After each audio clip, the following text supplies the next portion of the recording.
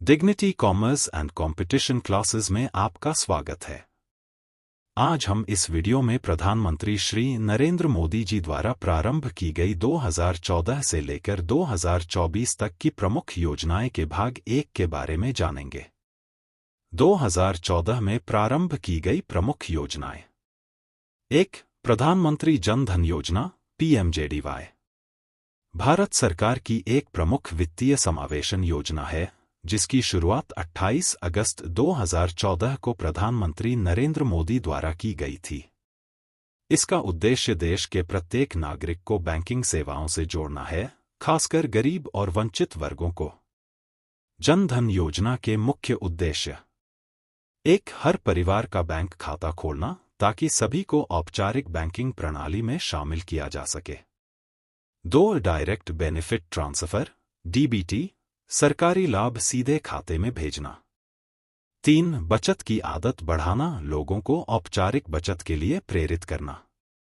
4. बीमा और पेंशन सुविधाएं देना, वित्तीय सुरक्षा प्रदान करना।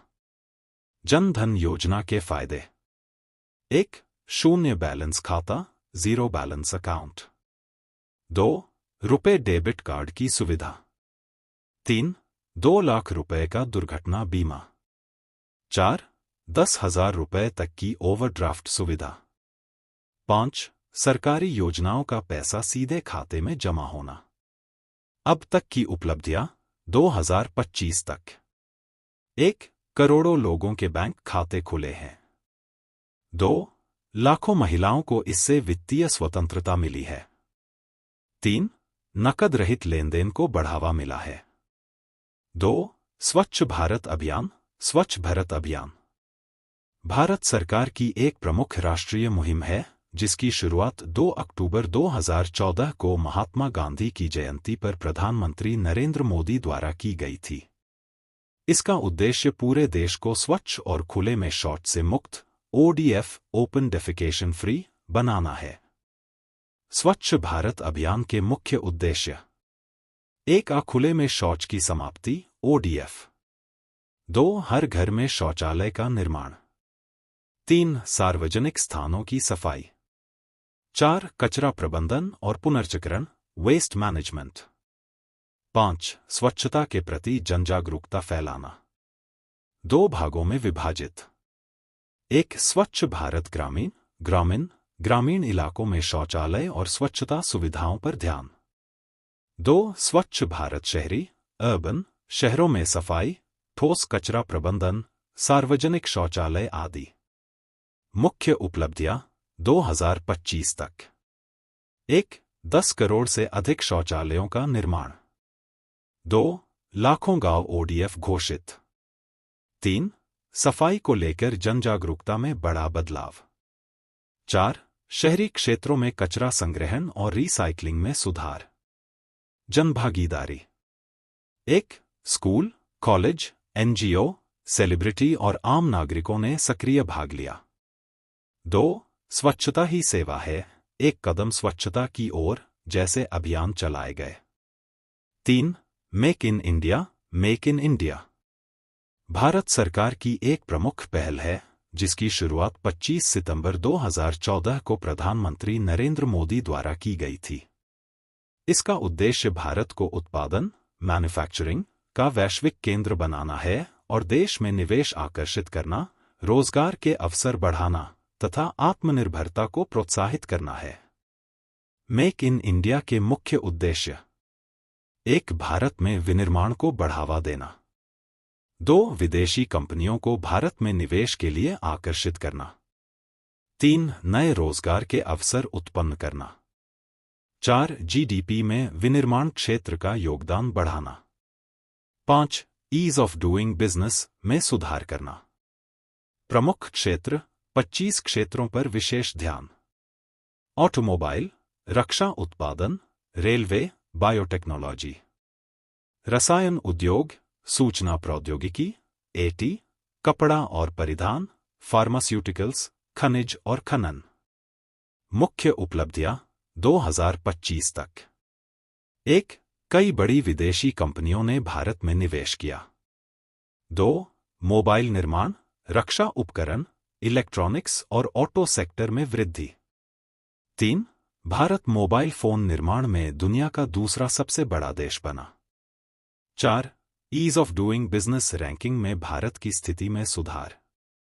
प्रभाव और लाभ। 1. रोजगार के अवसरों में वृद्धि। 2. तकनीकी विकास और नवाचार। 3. निर्यात में वृद्धि। 4. आत्मनिर्भर भारत के लक्ष्य को समर्थन। 4. सांसद आदर्श ग्राम योजना। सांसद आदर्श ग्राम योजना सेजी भारत सरकार की एक महत्वपूर्ण ग्रामीण विकास योजना है जिसकी शुरुआत 11 अक्टूबर 2014 को जयप्रकाश नारायण की जयंती पर प्रधानमंत्री नरेंद्र मोदी द्वारा की गई थी। योजना का उद्देश्य। इस योजना का मुख्य उद्देश्य सांसदों द्वारा चुने गए गांवों को आदर्श ग्राम मॉडल गांव के रूप में विकसित करना है, जहां संपूर्ण और समग्र विकास हो, सिर्फ बुनियादी ढांचे का ही नहीं बल्कि सामाजिक, सांस्कृतिक और आर्थिक रूप से भी। मुख्य विशेषताएं। 1. हर सांसद को 2024 तक कम से कम 3 गांवों को आदर्श ग्राम के रूप में विकसित करना होगा। 2. योजना का उद्देश्य गांवों में जनभागीदारी, साफ सफाई, शिक्षा, स्वास्थ्य, कौशल विकास, डिजिटल साक्षरता और सामाजिक समानता को बढ़ावा देना है। 3. यह योजना सरकारी फंडिंग से अधिक संसाधनों के बेहतर उपयोग और समन्वय पर आधारित है। योजना के अंतर्गत विकास के प्रमुख क्षेत्र। स्वच्छता और जल निकासी, शिक्षा और डिजिटल साक्षरता, महिलाओं और बच्चों का सशक्तिकरण, स्वास्थ्य सेवाएं, पर्यावरण संरक्षण, आजीविका के साधनों का विकास, सामुदायिक भवन और पंचायत घर। प्रभाव और उपलब्धियां 2025 तक। 1. कई सांसदों ने अपने संसदीय क्षेत्र में प्रेरणादायक गांवों का चयन किया। 2. कुछ गांवों में डिजिटल क्लासरूम, वाईफाई सुविधा, सौर ऊर्जा, महिला स्वयं सहायता समूह जैसे प्रयोग सफल रहे हैं। 3. योजना ने पंचायतों और ग्रामीण समुदायों को सशक्त और आत्मनिर्भर बनाने की दिशा में सकारात्मक प्रभाव डाला। 2015 में प्रारंभ की गई प्रमुख योजनाएं। 5. सुकन्या समृद्धि योजना SSY भारत सरकार द्वारा बेटियों के भविष्य को सुरक्षित करने के लिए शुरू की गई एक बचत योजना है जो बेटी बचाओ बेटी पढ़ाओ अभियान के अंतर्गत 22 जनवरी 2015 को लॉन्च की गई थी। मुख्य विशेषताएं। 1. उच्च ब्याज दर। वित्तीय वर्ष 2025 से 26 की पहली तिमाही अप्रैल से जून 2025 के लिए ब्याज दर 8.2% प्रति वर्ष निर्धारित की गई है, जो अन्य सरकारी योजनाओं की तुलना में अधिक है। 2. कर लाभ। धारा 80C के तहत निवेश पर कर में छूट मिलती है और परिपक्वता राशि व अर्जित ब्याज भी कर मुक्त होते हैं। 3. न्यूनतम और अधिकतम निवेश। प्रत्येक वित्तीय वर्ष में न्यूनतम 250 रुपये और अधिकतम 1.5 लाख रुपये तक निवेश किया जा सकता है। 4. परिपक्वता अवधि। खाता खोलने की तारीख से 21 वर्षों के बाद खाता परिपक्व होता है। 5. जमा अवधि। खाता खोलने की तारीख से 15 वर्षों तक जमा किया जा सकता है। पात्रता मानदंड। लड़की की आयु। खाता केवल 10 वर्ष से कम आयु की लड़की के नाम पर खोला जा सकता है। 1 वर्ष की छूट अवधि भी प्रदान की जाती है। अभिभावक। केवल जैविक माता पिता या कानूनी अभिभावक खाता खोल सकते हैं। एक अभिभावक अधिकतम 2 बेटियों के लिए खाते खोल सकता है। जुड़वा या 3 जुड़वा बच्चों के मामले में 3 खाते खोले जा सकते हैं। खाता खोलने की प्रक्रिया। 1. आप SSY खाता निम्नलिखित स्थानों पर खोल सकते हैं। 2. भारतीय डाकघर। 3. अधिकृत वाणिज्यिक बैंक जैसे SBI, HDFC, ICICI आदि। आवश्यक दस्तावेज। 1. लड़की का जन्म प्रमाण पत्र। 2. अभिभावक का पहचान प्रमाण जैसे आधार कार्ड, पैन कार्ड। 3. पता प्रमाण जैसे बिजली बिल, राशन कार्ड। आंशिक निकासी और परिपक्वता। आंशिक निकासी लड़की की आयु 18 वर्ष होने पर उच्च शिक्षा के लिए पिछले वित्तीय वर्ष के शेष राशि का 50% तक निकासी की अनुमति है, बशर्ते उचित दस्तावेज प्रस्तुत किए जाएं। परिपक्वता पर भुगतान 21 वर्षों के बाद खाता धारक को संपूर्ण राशि और अर्जित ब्याज प्रदान किया जाता है। अन्य महत्वपूर्ण जानकारी। 1. न्यूनतम जमा न करने पर यदि किसी वित्तीय वर्ष में न्यूनतम 250 रुपये जमा नहीं किया जाता है तो 50 रुपये का जुर्माना लगाया जाता है। 2. स्थानांतरण सुविधा। खाता भारत में कहीं भी डाकघर या अधिकृत बैंक के बीच स्थानांतरित किया जा सकता है। 3. पूर्व परिपक्वता बंद। लड़की की मृत्यु या विवाह 18 वर्ष की आयु के बाद जैसे विशेष मामलों में खाता पूर्व परिपक्वता पर बंद किया जा सकता है। 6. प्रधानमंत्री मुद्रा योजना PMMY। भारत सरकार द्वारा 8 अप्रैल 2015 को शुरू की गई एक वित्तीय योजना है जिसका उद्देश्य सूक्ष्म और लघु उद्यमों को बिना गारंटी के ऋण प्रदान करना है। इस योजना के तहत गैर कॉरपोरेट, गैर कृषि आधारित छोटे व्यवसायों को उनकी आवश्यकताओं के अनुसार ऋण उपलब्ध कराया जाता है। मुख्य विशेषताएं। ब्याज दर। ऋण की ब्याज दरें ऋणदाता संस्थान की नीतियों, ऋण की राशि और आवेदक की प्रोफाइल के अनुसार भिन्न हो सकती है। ऋण की प्रकृति। कार्यशील पूंजी, वर्किंग कैपिटल, टर्म लोन और ओवरड्राफ्ट सुविधाएं उपलब्ध हैं। ऋण की अवधि और पुनर्भुगतान शर्तें ऋण की प्रकृति और राशि पर निर्भर करती हैं। पात्रता मानदंड। गैर कॉरपोरेट, गैर कृषि आधारित सूक्ष्म और लघु उद्यम जैसे छोटे विनिर्माण इकाइयां, व्यापारी, सेवा प्रदाता, फलों और सब्जियों के विक्रेता, कुशल कारीगर और हस्तशिल्पी। आवेदन प्रक्रिया। 1. दस्तावेज तैयार करें। 1. पहचान प्रमाण जैसे आधार कार्ड, पैन कार्ड। 2. पता प्रमाण जैसे बिजली बिल, राशन कार्ड। 3. व्यवसाय से संबंधित दस्तावेज जैसे व्यापार लाइसेंस, व्यापार योजना। 2. ऋणदाता संस्थान का चयन करें। अनुसूचित वाणिज्यिक बैंक, क्षेत्रीय ग्रामीण बैंक, RRB, लघु वित्त बैंक, SFB, गैर बैंकिंग वित्तीय कंपनियां, NBFC, सूक्ष्म वित्त संस्थान, MFI। हालिया अपडेट। वित्तीय वर्ष 2024 से 25 के बजट में मुद्रा योजना के तहत ऋण सीमा को 10 लाख रुपए से बढ़ाकर 20 लाख रुपए कर दिया गया है। इस नए वर्ग को तरुण प्लस कहा जाता है, जो उन उद्यमियों के लिए है जिन्होंने तरुण श्रेणी के तहत ऋण लिया और सफलतापूर्वक चुकाया है। 7. अटल पेंशन योजना APY भारत सरकार द्वारा शुरू की गई एक सामाजिक सुरक्षा योजना है जिसका उद्देश्य असंगठित क्षेत्र के कामगारों को रिटायरमेंट के बाद पेंशन की सुविधा देना है। यह योजना 9 मई 2015 को शुरू की गई थी और इसका संचालन pension fund regulatory and development authority PFRDA द्वारा किया जाता है। मुख्य विशेषताएं। 1. योग्यता एलिजिबिलिटी। 1. भारतीय नागरिक होना आवश्यक है। 2. आयु 18 से 40 वर्ष के बीच होनी चाहिए। 3. आवेदक के पास बैंक खाता या पोस्ट ऑफिस खाता होना चाहिए। 2. पेंशन राशि। 1. मासिक पेंशन 1000 रुपये से 5000 रुपये तक मिल सकती है। 2. यह राशि 60 वर्ष की आयु के बाद मिलने लगती है। 3. पेंशन राशि इस पर निर्भर करती है कि आपने कितनी मासिक राशि जमा की है और कितनी जल्दी योजना में शामिल हुए। 3. योगदान कंट्रीब्यूशन। 1. हर महीने एक निर्धारित राशि खाते से स्वतः कटती है। 2. जितनी ज्यादा उम्र में योजना से जुड़ेंगे उतना ज्यादा योगदान करना होगा।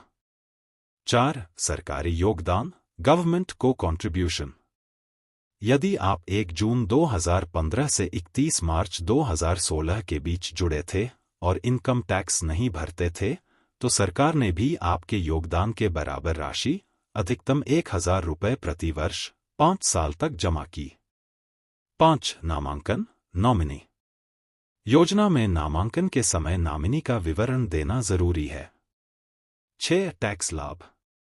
आयकर अधिनियम की धारा 80 CCD 1 और 80 CCD 1B के तहत टैक्स छूट मिल सकती है। पेंशन विकल्प और मासिक योगदान का उदाहरण।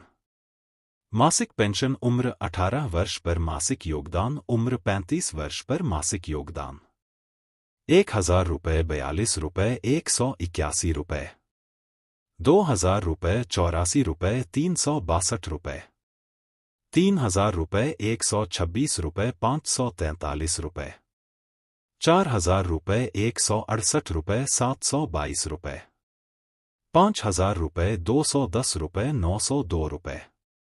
नोट: 1 अक्टूबर 2022 से इनकम टैक्स दाता, इनकम टैक्स पेयर, इस योजना में शामिल नहीं हो सकते। 8. स्मार्ट सिटी योजना, स्मार्ट सिटीज मिशन। भारत सरकार की एक प्रमुख योजना है जिसे प्रधानमंत्री नरेंद्र मोदी ने 25 जून 2015 को लॉन्च किया था। इसका उद्देश्य भारत के शहरों को अधिक स्मार्ट, टिकाऊ, सस्टेनेबल और जीवन योग्य लिवेबल बनाना है। योजना का उद्देश्य 1. नागरिकों के लिए बेहतर बुनियादी सुविधाएं प्रदान करना। 2. प्रौद्योगिकी का उपयोग करके शहरी जीवन को सुविधाजनक बनाना।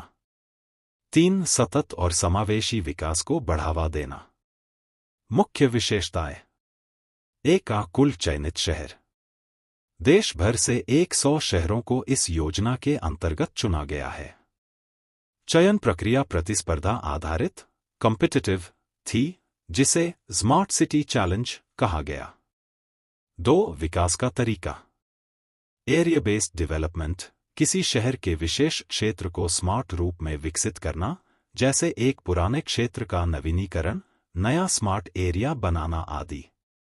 पैन सिटी इनिशिएटिव, पूरे शहर में स्मार्ट समाधान लागू करना, जैसे ट्रैफिक मैनेजमेंट, जल वितरण, ठोस अपशिष्ट प्रबंधन आदि। 3. प्रमुख क्षेत्रों में कार्य। 24/7 पानी और बिजली आपूर्ति, स्मार्ट ट्रैफिक और परिवहन सेवाएं, कचरा प्रबंधन, सस्ते आवास, ई गवर्नेंस और नागरिक भागीदारी, हरित क्षेत्र और पर्यावरण संरक्षण। 4. वित्तीय प्रावधान। केंद्र सरकार प्रत्येक चुने गए शहर को 5 वर्षों में 500 रुपये करोड़ तक की सहायता देती है। राज्य सरकार और स्थानीय निकाय भी मिलकर फंड देते हैं। तकनीकी समाधान, स्मार्ट सॉल्यूशंस का उदाहरण। क्षेत्र स्मार्ट समाधान, परिवहन स्मार्ट पार्किंग, ट्रैफिक सिग्नल, ईप से। सुरक्षा CCTV, स्मार्ट स्ट्रीट लाइट, महिला सुरक्षा ऐप। पर्यावरण वायु गुणवत्ता मॉनिटरिंग, हरित भवन। शासन मोबाइल ऐप, ई पेमेंट, ऑनलाइन सेवाएं। कुछ प्रमुख स्मार्ट शहर उदाहरण: भुवनेश्वर, ओडिशा, पुणे, महाराष्ट्र, इंदौर, मध्य प्रदेश, सूरत, गुजरात, वडोदरा, अहमदाबाद, भोपाल, विशाखापट्टनम आदि। योजना की प्रगति 2024 तक। 100 स्मार्ट शहरों में हजारों परियोजनाएं शुरू की गईं। कई शहरों में smart road, wifi zone, city command control centre और स्मार्ट पोल जैसे प्रोजेक्ट्स पूरे हो चुके हैं।